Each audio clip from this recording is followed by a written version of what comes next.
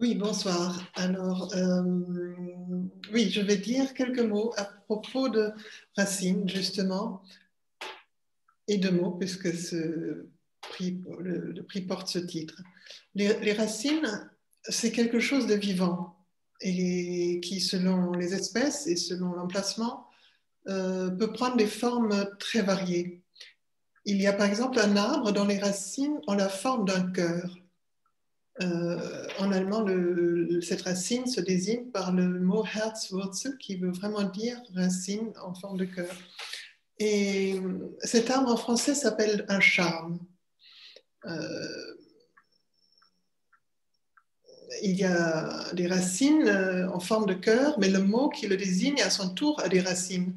On pourrait penser que ce n'est pas un hasard si l'arbre qui s'appelle charme a les racines en forme de cœur, mais non, c'est le mot charme, au sens de l'arbre, a une autre origine latine que le mot charme au sens d'attrait magique. Donc, et de fascination. Donc, les racines sont trompeuses.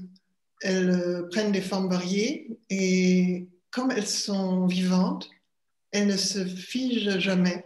Elles changent tout au long de leur vie. Selon les espèces et l'emplacement de la plante, elles s'enfoncent plus ou moins profondément dans la terre, ou bien elles restent plutôt en surface. La langue maternelle pousse ses racines très loin.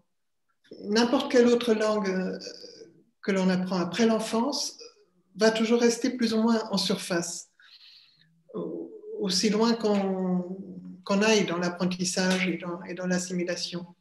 Et c'est une des raisons qui font que, où qu'on aille, et aussi longtemps qu'on y reste, on demeure toujours étranger, un peu, beaucoup, mais étranger. Et on devient étranger en rentrant chez soi, au pays. C'est une souffrance et c'est aussi une chance, parce que c'est en étant à l'écart, en étant à côté, y compris de soi-même, qu'on arrive à mieux voir et qu'on arrive à écrire aussi.